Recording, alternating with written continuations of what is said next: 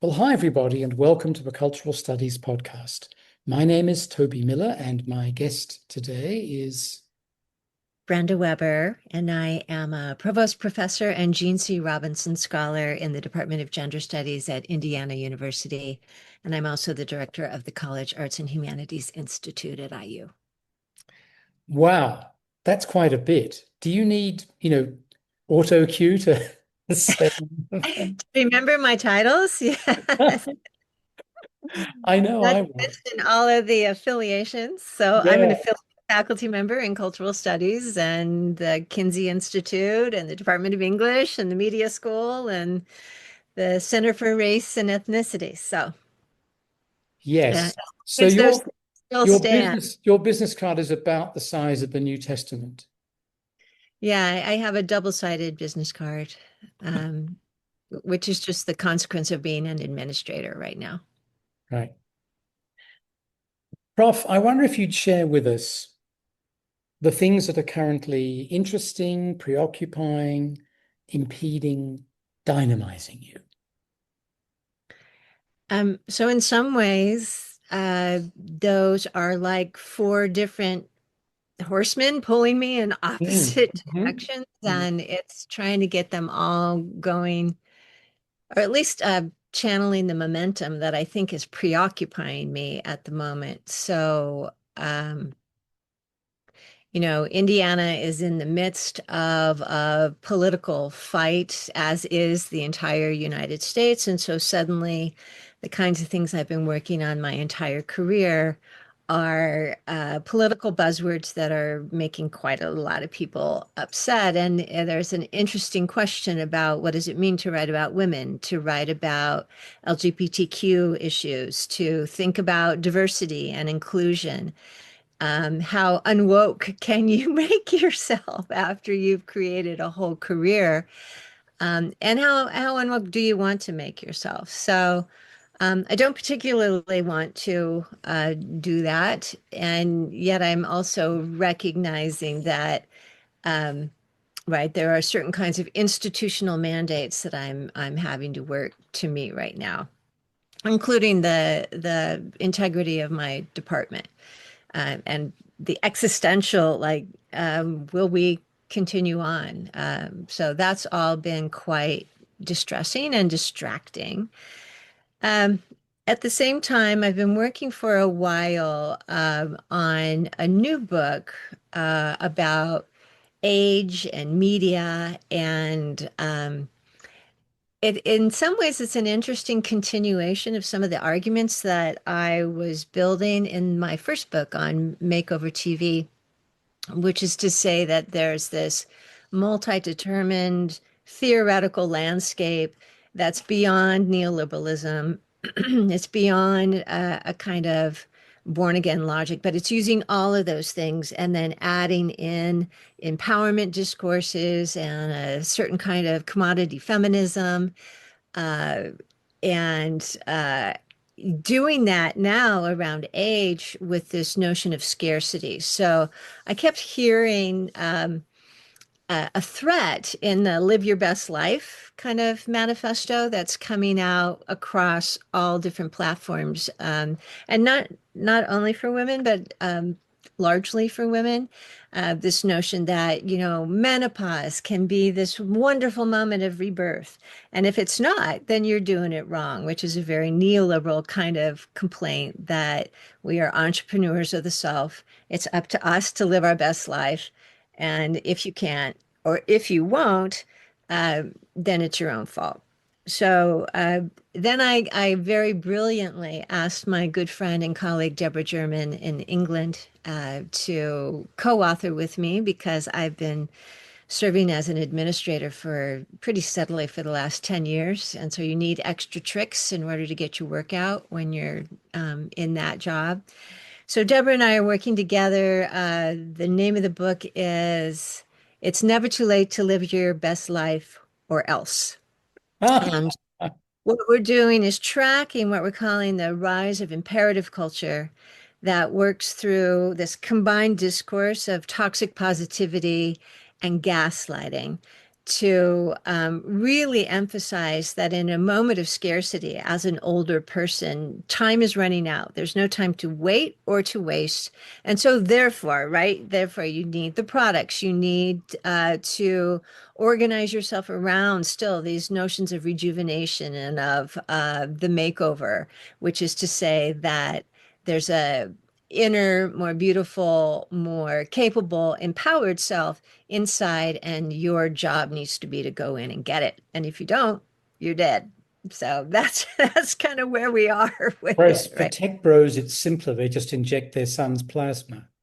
Yeah, right. Or create a cryo lab and then just wake them up in 150 years. But the larger mandate around aging, has so many imperatives. And also, there's a real interesting notion about visibility and spectacularization. So we're using celebrity as a kind of organizing motif for thinking through this, but a sense that it's a form of punishment to not be able to marshal the gaze anymore. Uh, which it's kind of interesting nostalgia for all of that kind of stuff we've been talking about in feminist theory for years about being the object of the gaze, et cetera, et cetera. Well, better to be the object than to be invisible, right? And so somehow there's a erasure of identity and value and worth because in aging, the scripts go, the incredible invisible woman becomes the operating kind of governing motif. And Mm. it's interesting because I presented that at a film festival in London. And the very first question that I got was from a man in the audience who said, well, that happens to me too, right? So there's some sense of, I no longer have the cultural power that I believe I used to have, and that's a form of injustice. And that doesn't really get talked about much in terms of the aging process. But for us, it's really about these media narratives connected to it and the scare tactics that attach to it as well. So if you don't want to disappear, then you'd better, pay this monthly concierge service for better health care or whatever it is that they're trying to get people to do. Goop. So that's kind of where my head is right now. Um, and that is helping me think much more about the political moment because there are so many appeals to urgency and scarcity, and we can't afford to be thoughtful and reasonable because we just have to take our position and run with it, right? That's the kind of larger zeitgeist that's going on right now. You mentioned the position of the Department of Gender Studies. Mm. Is this one of these things where you might be facing disestablishment, so you might disestablish yourselves and create some other formation? I mean, how threatening does this environment feel? It's beyond feeling at this point. So the state legislature has um, already indicated, not so much by specific department, but it said that any department that wasn't producing 15 graduates a year was at risk for elimination, including all costs associated with that department. And we've been small by design ever since our beginning. We're the most quoted department in the world. So people doing their scholarship in gender studies do it with and through our work. Those weren't the factors that they were looking at. They just looked at how many majors are being pumped out. So yeah, we have been put with many, many others um, into a group of at-risk departments that will be eliminated unless we can be reorganized, which probably means we have to be absorbed in part or whole by other entities in the university. So it's an ongoing process. But as you know, universities don't reorganize quickly. And so again, there's this scarcity logic at work. So they've given us 9 months to make this happen. It's kind of a 5-year process to do this, but that means you really don't have time to test out a concept. You just get an idea and you run with it. And that's not usually a good recipe for good ideas. Wow. And you can't get Bobby Knight to go into bat for you and throw a chair at the speaker of. Unfortunately, Bobby Knight is now passed. No, and he was never a fan of gender studies to begin with. In fact, he liked to hurl uh, threats at his players that they weren't sufficiently masculine. So he was always good for us, but he wasn't so interested in what we were about. Right, right. But in all seriousness, as you say, that's beyond feelings and into incarnation of loathing on the part of a state legislature and a difficult time for administrators of the university. Yeah, And you've it got is. a foot in that camp. You understand some of the stresses they confront. So maybe you could, before we go back to talking about age and the new book and other books, perhaps you could just reflect for a moment on what it's been like being an administrator for 10 years and how that fits with continuing to be a researcher, because as you indicated, that's not a simple thing. Well, I think it's hard to stay research active when you're holding a major service appointment like that. And I do think of administration as a form of service.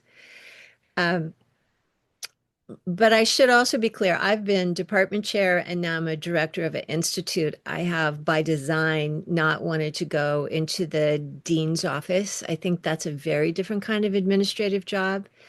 It doesn't really leave those folks much time at all for, work in their labs or with their students or in their scholarship.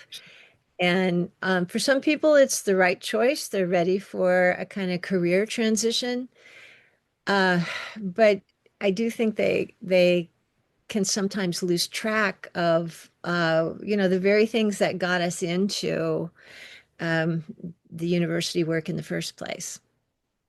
I did a advanced leadership training program, and one of my favorite things, this was during COVID, so it was all on Zoom, but that meant we could meet with like presidents from all over the country. And so we talked to the president of Northwestern when he was still the president. We talked to uh, president of Ohio State and president of IU. And one of the things I really loved to ask was, how are we a business that's different, say, from Johnson and Johnson or for some different kind of business?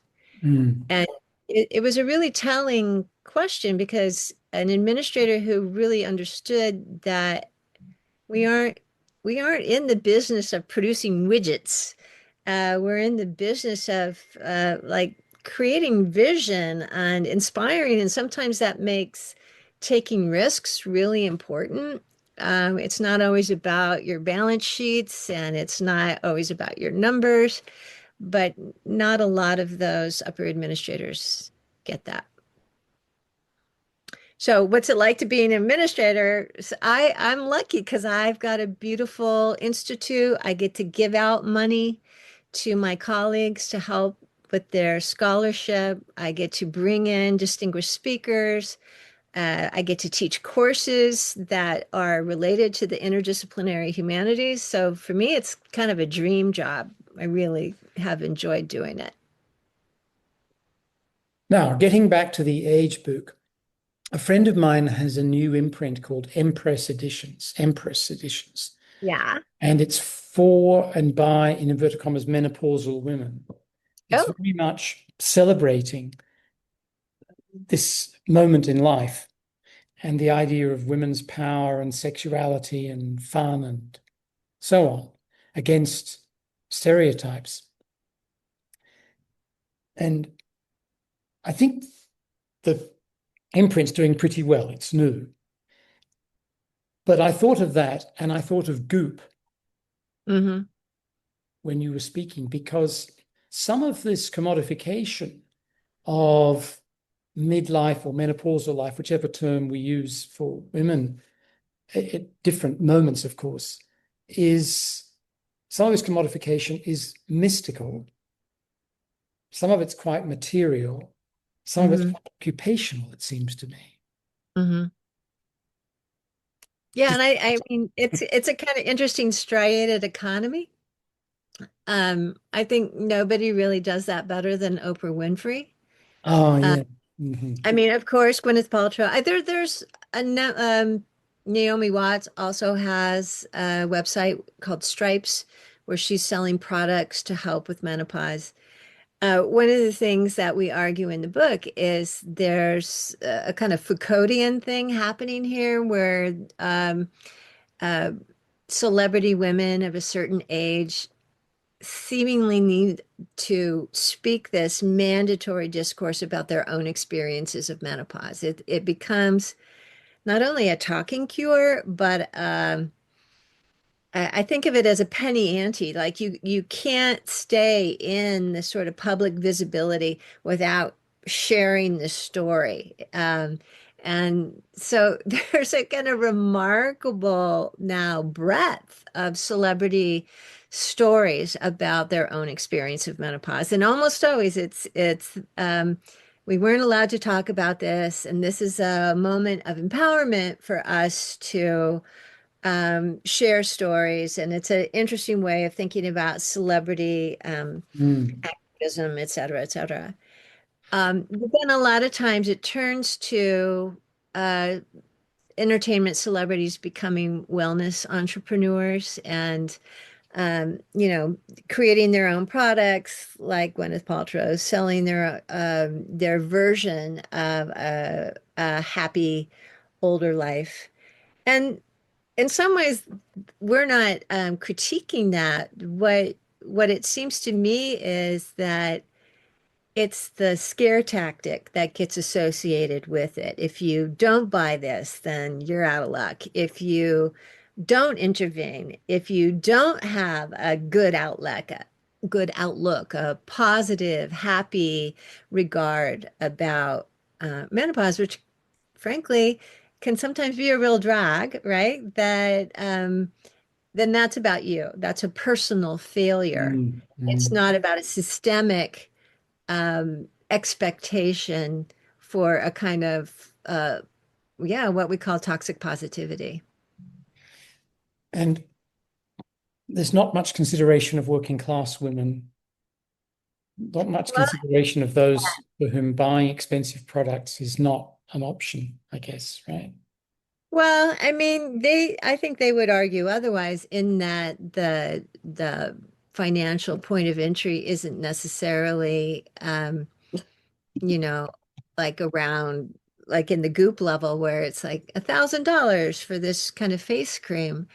Um, and there is a kind of logic of you invest now because this will save you money down the road, right? So there is a kind of intellectual argument Mm. about financial scarcity that works to underscore it.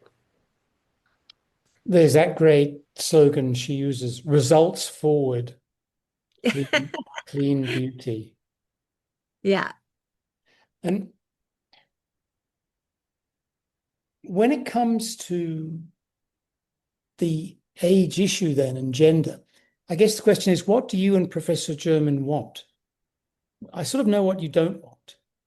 What do you want? Yeah, well, I no, I'll put it another way that we presented some of this at a conference, and Misha Kafka, the brilliant Misha Kafka, said, "Well, what else are we going to do except try to be positive about our aging?" But I think in our case, we're not trying to lay out a prescription of what age should look like. What we're trying to do is shine a light on this sort of gaslighting logic that suggests it's an individual um, error or mistake if you're not living your best life. Because again, that's the sort of neoliberal move that you're responsible for the things that happen to you. And so if you rise on the meritocratic, merry-go-round, then that's got to be because you worked harder, not because you had advantages or because you got lucky or because you already started out higher than somebody else or because you had extra energy, right? It doesn't think about the systemic ways that those kind of broader logics work. So I guess for us, it's working toward uh, a a form of mental health that doesn't expect 100% happiness all the time. Yes. Like it's okay to be angry sometimes. It's okay to be tired. And that doesn't mean you failed in the project of aging. Yeah. Yeah. Wow. Great points. And I wanted to ask you if I could now about religion. Ah, sure. I do this not just because there's something about the iconic standing of some of the celebrities you mentioned that becomes close to worship on the part of followers, but because religion is something you have specifically contributed to our understanding of, and specifically a connection between religion, gender, the media, Hmm. especially Mormonism. Yeah. And I wonder if you could help me out with that. I put this in one context, Prof. Each year that I've lived in different countries where I'm not a citizen, I've had to line up in the cold and the rain and the sun outside immigration authorities to get admittance legitimately. Sometimes you get there 3 hours early. Hmm. For the 3 hours early, there's always one lawyer ahead of you.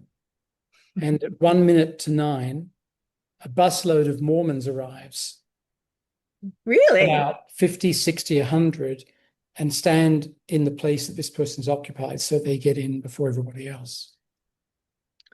Wow, I didn't know that. It's a good Should have trick. before the book came out. It's a good trick. Yeah. The Chinese do it too. But the Mormons are really the absolute aces. They get this dude to stand in line for hours, whom they pay through he's a foot soldier, as it were, a water carrier for a Yeah. law firm. And then they pile out of their van. And I have so many questions, and of course it depends on where you are, but I'm wondering if that's part of the recruitment strategy to help um, recruit more people for baptism to suggest they could get citizenship more easily. oh, these are US people who have come to Latin America to convert people. Ah, okay. So they're the missionaries coming down. They are missionaries. They're definitely in that cohort. And every now and then, when there's someone at the back of their line, I get to speak to them at the front of the line of ordinary people. Very nice folks. Very nice. Totally nice. Totally nice.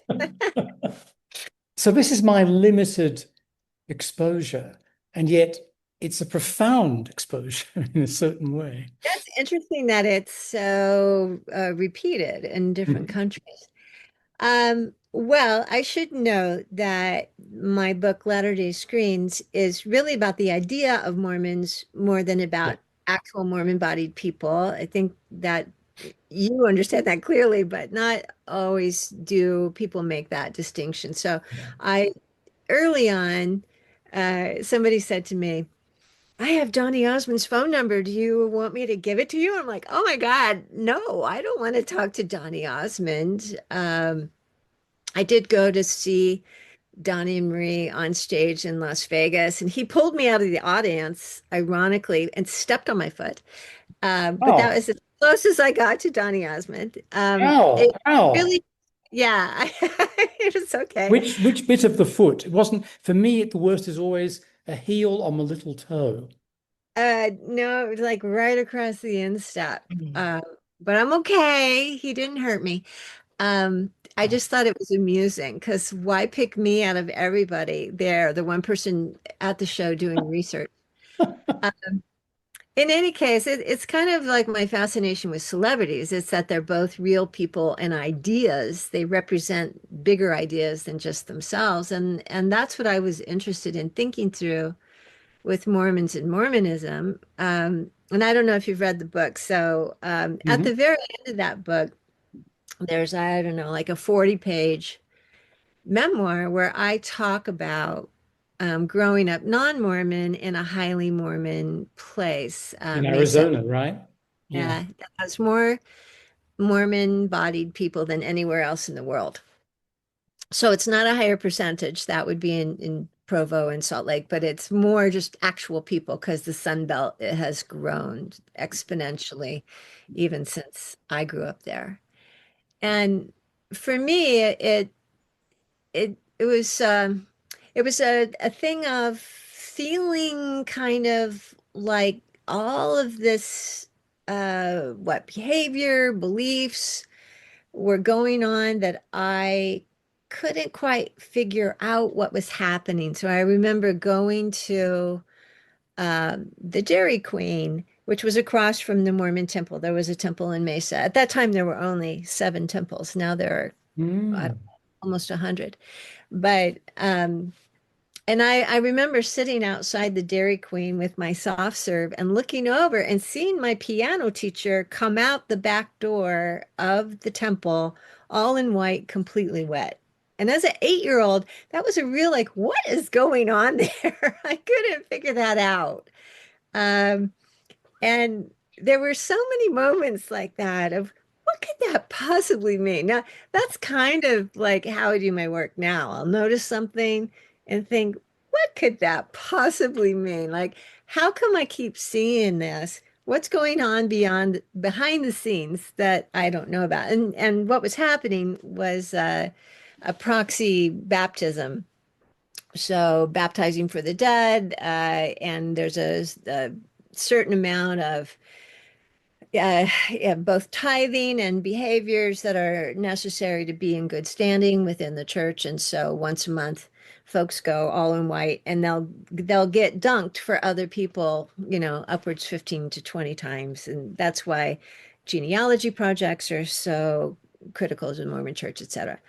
But again, I had my own experience, um, but I really was fascinated by the mediated version of Mormonism because there's so many secrets around the church. And Mm. then Mm. that was when the Book of Mormon play was coming out and uh, Big Love and Sister Wives, the reality show.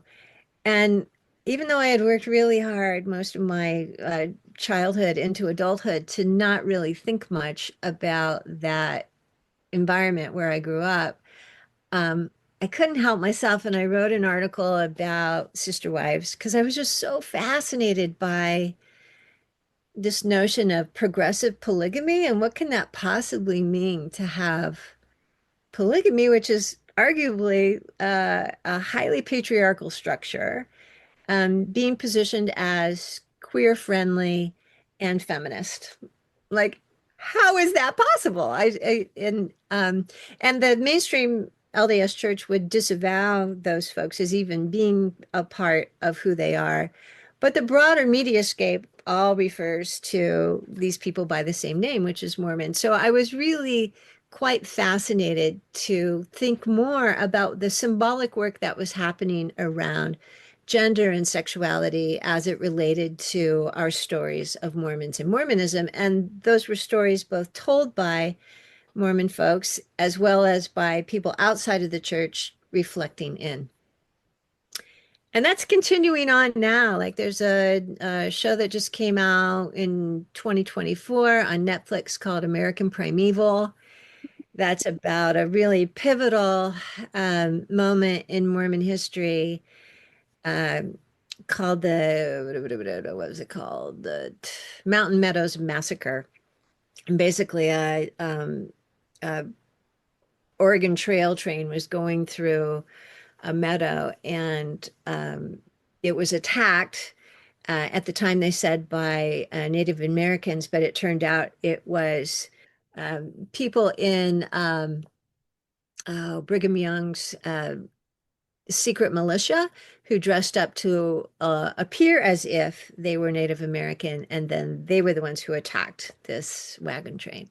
So that's what this whole show is about, but you can't really tell the story of the American West without somehow lacing in stories of Mormonism too. And I found that really fascinating, having grown up in the West, uh, literally having Joseph Smith's imagination of a city burned into my skin because he conceptualized the perfect cityscape, and it had these gigantic wide boulevards. And when I was growing up, I always heard that was so they could turn wagon trains around. But it was really because that was just how he conceptualized it. And Mesa was built on his imaginary blueprint. But what that meant for me was standing at stoplights to cross the street before I was old enough to drive meant I got a sunburn every time I went for a walk. And then waiting and waiting and waiting. And it would take about 3 minutes to cross the street. And when I realized that, like that was just like it blew my mind to think age spots coming out on me now are because of Joseph Smith's imagination of this space that literally burned themselves into my skin over and over again. Mm. That was interesting. That made me think, okay, I've got something to write here. One of the things people outside the US may not know is that although a quarter of the population is Catholic, for many Protestants, Catholics are not Christians. Yeah, For many Catholics and other kinds of Christians, Mormons are not Christians either. right. There is an extraordinary stereotyping and careful cataloging of what is and what isn't Christianity in what often presents itself as a Judeo-Christian or Christian nation. Looking back at the shows that you wrote about, the book came out in 2019, Mhm. and there are some since, as you've said. What part do you think those incarnations on screen play in a reconceptualization of Mormonism, the stereotyping of Mormonism, and Mormons' view of their own representation therein? I couldn't really speak to Mormons' view of their own representation, except just as a lurker on, social media posts or TikToks or things like that. Um, I do think that the church has very savvily, from its beginning, it was born in media. It created new media as it was born because Joseph Smith, who himself was a dowser, he would go around with these rods looking for water and using seer stones. And he has this visitation from an angel and then uses seer stones, which literally are stones that he had embedded in his mother's spectacles, put into a hat, a top hat for the darkness. It was his own stereopticon. And began to read out the Book of Mormon, and there was a scribe listening to it all and wrote it all down, which I was like, that's a fascinating new form of media. It really is. Hmm. And since that in that moment, uh, which was in what 1820, I want to say. Um, and by the way, that was in Palmyra, New York. And when I went to Palmyra, what I never knew is it's about 20 feet where he was about 20 feet from the Erie Canal, which was this major uh, thoroughfare for, the movement of goods and people in the US at that moment. So he had it printed up and it was disseminated quickly, and it was media that really moved those ideas out fast.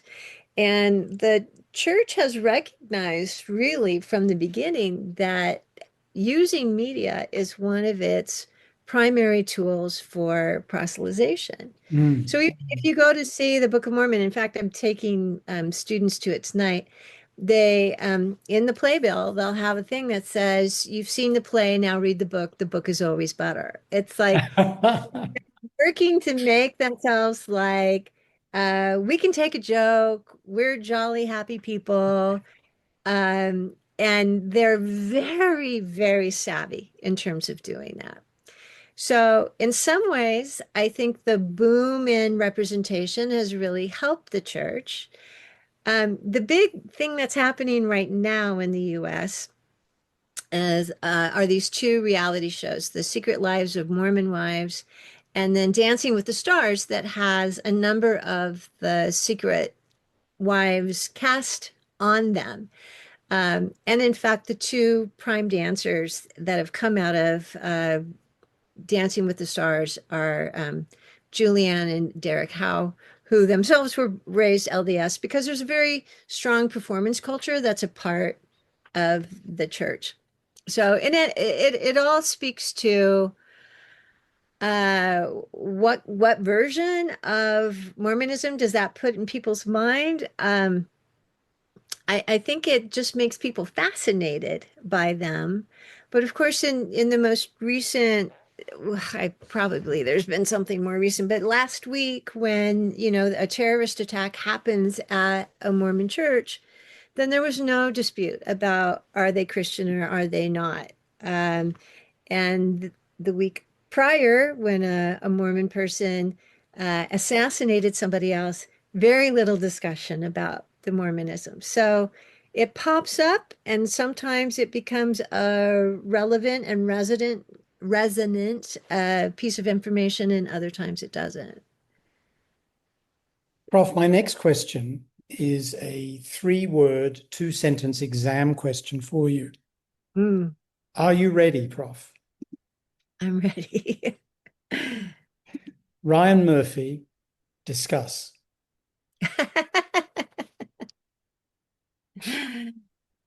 Right. So for your listeners, I also have a book called Ryan Murphy's Queer America that I edited with David Grevin. We're actually in the midst of putting together a second edition of that. Uh, Ryan Murphy is just a powerhouse. He's a phenomenon in and of himself with such a capacious imagination. And we wanted to begin to track and to bring like all of our smart friends and then their smart friends into this larger conversation through a book about Murphy's work. Um, it was interesting to me if I thought about like how much of the work of his work were we able to address in our work, maybe 40%. I mean, so much. He just produces so much.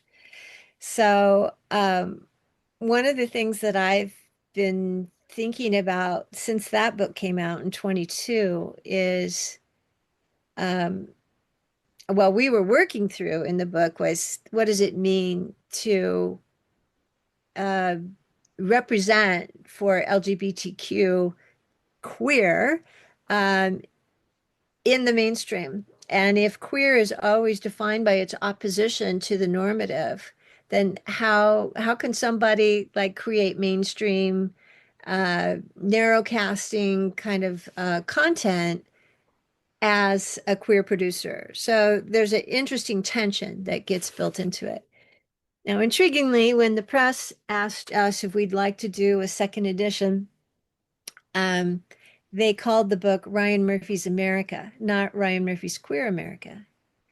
And I don't, I don't mean to put too much onto that editor who did that, but it was an interesting slip to me.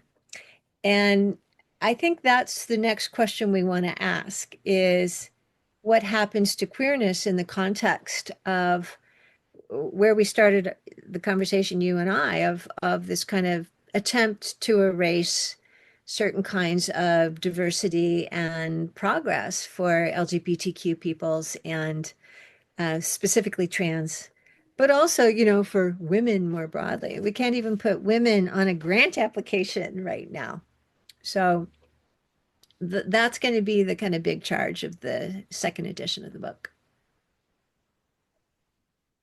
This then brings me back to a couple of other books of yours, which are not the same, but they connect to the reality television genre. Yeah. There's the global incarnations of reality TV and the makeover TV volume. Could you maybe walk us through those? And then, honestly, this torment is almost through, Prof. I promise. Okay. It's hardly a torment. Good. So the makeover book was the first book I published, and essentially that book looks at God 3,000 hours of transformation themed reality television. So I did my research, and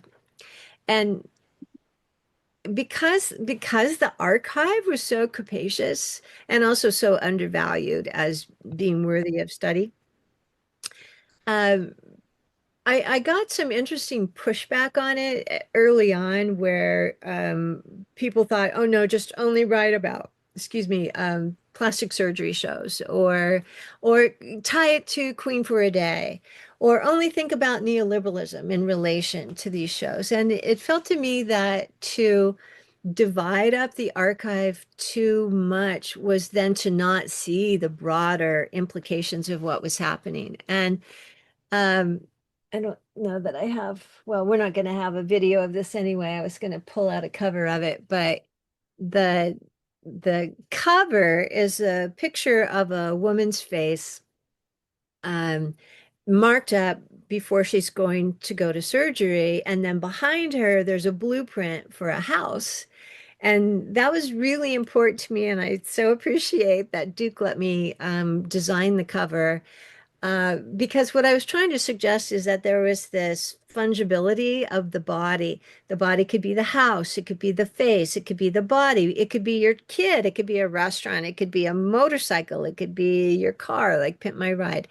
And there were so many stories of imperative transformation happening on reality TV that I wanted to keep that symbolic body as open as possible, even while I kept it corralled by reality TV. So I wasn't looking at, say, Pygmalion, right, which is a makeover story, or even in some respects like Dracula stories, vampire stories are transformation stories. But I wasn't really interested in that, except to say the makeover wasn't conceived and born and died with reality TV. It's a much broader kind of narrative with ongoing appeal. I mean, in some ways, the resurrection is a makeover story, right?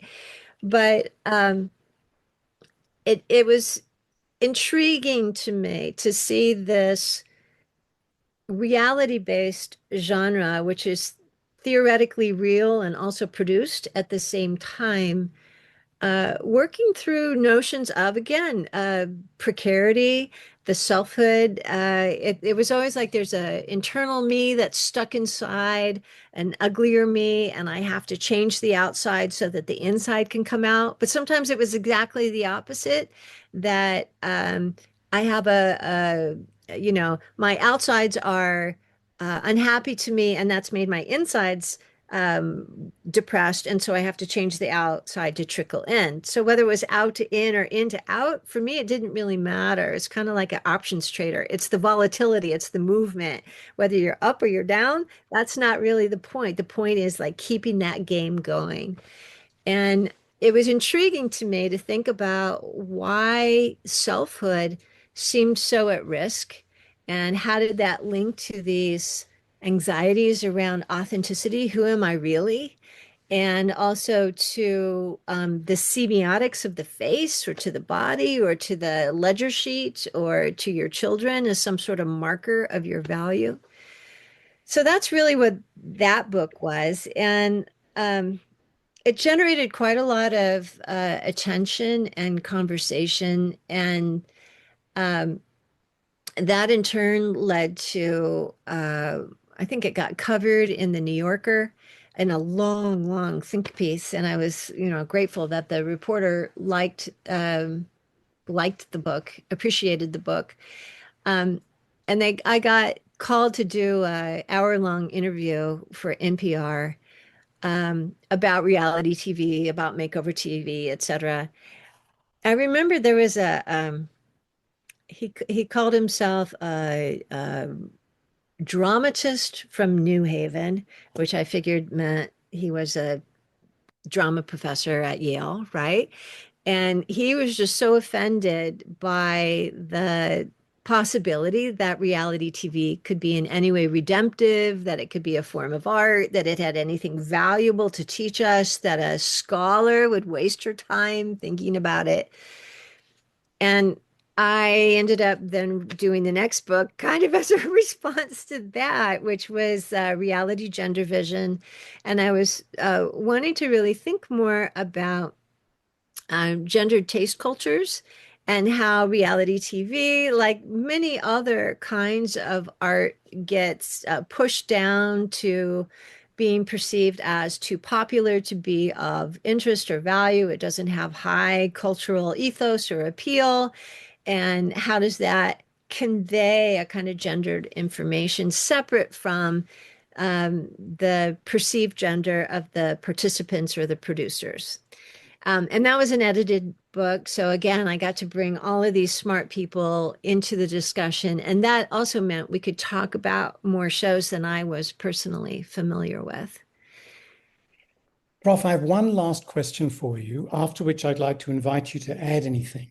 And that might take the form of going back over terrain we've traversed because there's something more you want to say, or something we haven't touched on where you want to offer your thoughts. Sound okay as a means of drawing things to a close? So here's my last question. In your Mormon book, if I can call it that, there's a moment at the end when you talk about a cheerleader from high school who'd had no truck with you, no time for you. You were not a cool girl for her, who some years later presents you with an award for achievement.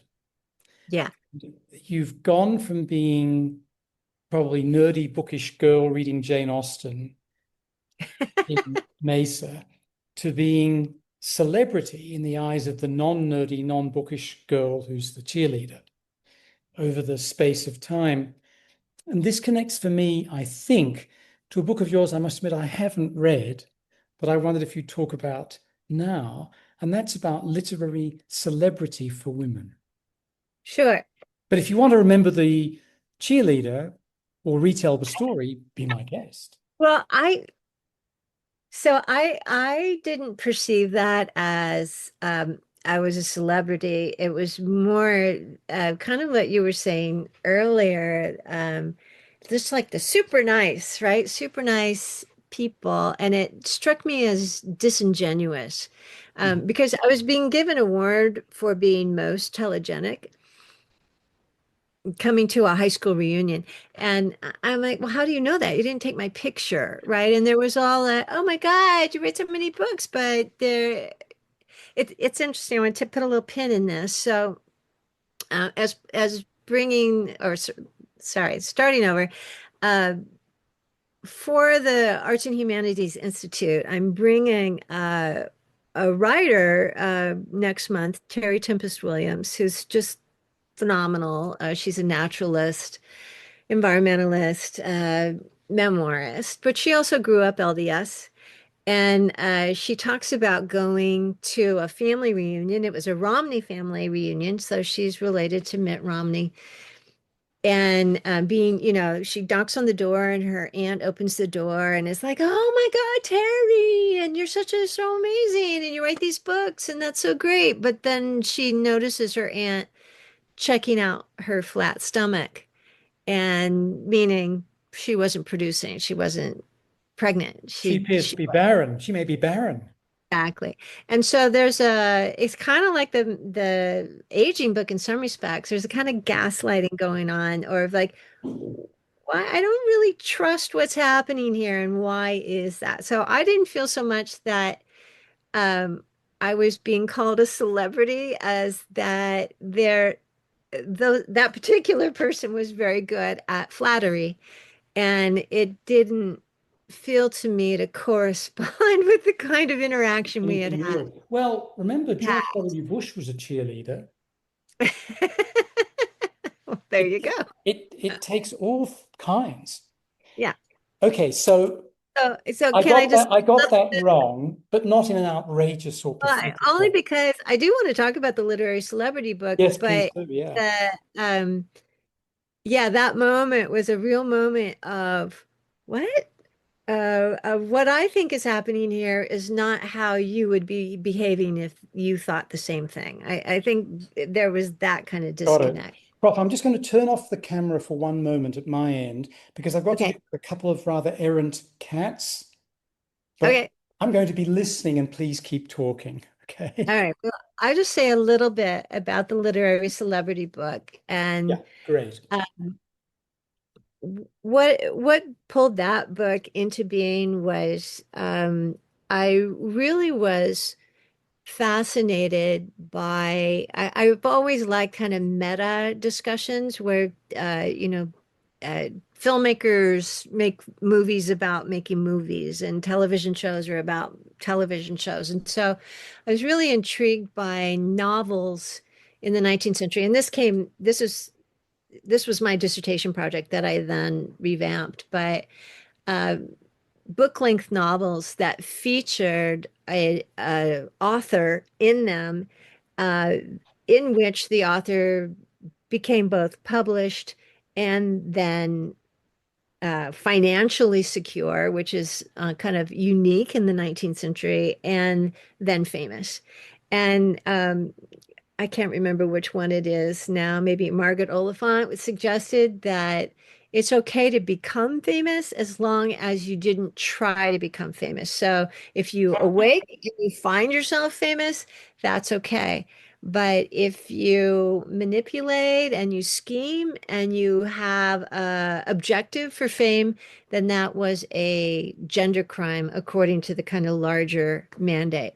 And so for me, it was really fascinating to work through um, how many books there were that featured that story of an author engaged in her profession, where fame and money were part of the consequences of it, as a way of what we call inserting the thin end of the wedge to say, what's so bad about this, right? And there are so many, the broader culture, but even the critical culture, meaning people in the 20th century who were thinking back about this moment, were suggesting that it was wanting too much, to have your cake and eat it too.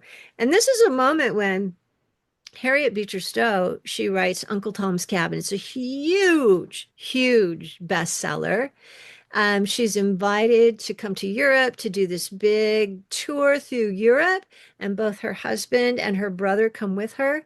She sits in the back of the stage for her tour through Europe as they speak for her, because it was considered inappropriate for a woman to speak in public. So you start with that as your moment of a gender undoing phenomenon, and then think about, what does it mean to begin to transition this so that I can be sympathetic toward a writer who is also a woman and is famous and has her own money and can make her own decisions. There's an interesting circularity there back to the current project with Prof J, isn't there? Well, there is, but there was also I've been, following the news in my country, and we're in this broader moment of a kind of resurgent notion of gender politics with the rise of the trad wife, and or the kind of bro culture that you referred to earlier, but that requires this obsequiousness among women. People are talking about it as being princess treatment, et cetera, et cetera. And the question is, well, then how can there be conservative women who have public platforms? And again, it seems to be if you fall into it because your husband was assassinated or, through some other means, then you're allowed to be in that position. If you scheme and Mm, have mm. ambition toward a certain kind of fame, then that's when you are defying the gender code. Wow. So, Prof, to conclude matters, are there things you'd like to add? As I said, that could be new material, something I've missed on your CV, or it could be reconsidering something we've already touched upon. The only thing I wanted to say, and thank you, like for knowing my body of work so well, like you did a beautiful job of touching on all of it. Um, Coming back to the Mormon book, uh, the kind of central point that I was hoping the reader will get is not just how much Mormons are in popular culture and really have been since their inception. But there's a particular work around gender and sexuality that happens through the symbolic signifier of what people think they're talking about when they use that word Mormon. So, a really good example of that is a meme that was popular for a while. It would flash up a picture of Warren Jeffs, who was the lead prophet of a fundamentalist sect for a while and is in prison now for basically having underage wives. So, in any case, it would flash up Warren Jeff's picture and say, um, "I, I'm Mormon," meaning about sex. At the same time, it would flash up a kind of young virginal girl and say, "I can't, I'm Mormon," and I'm like, oh, that's so fascinating, right? So at both ends, this one word Mormon signifies a hypersexuality and a hyposexuality, and seemingly with no kind of confusion about how that is to be interpreted. So that was one of the things that kind of drew me into the project is that in pushing all of this symbolic information around gender and sexuality onto the signifier of Mormonism, a larger culture could work through a lot of Of other confusion. things, and Yeah. potentially enjoy Mrs. Osborne's fudge cake. Yeah. I hope you try to bake it. This She is was one a of the lot. secret Arizona recipes that the prof I, discloses I don't know if there are any other injudiciously. academic books that have a recipe in their acknowledgments, but she really did make that cake, and I really did get it from her when I was 9. And I thought, yeah, I think I want to put it in there. It's fantastic. So, Prof. Brenda, thank you so much for doing this. I It really was a admire your pleasure. work, Thanks for reaching and it's out. great to learn from you today. Happy days. Thanks. Enjoy.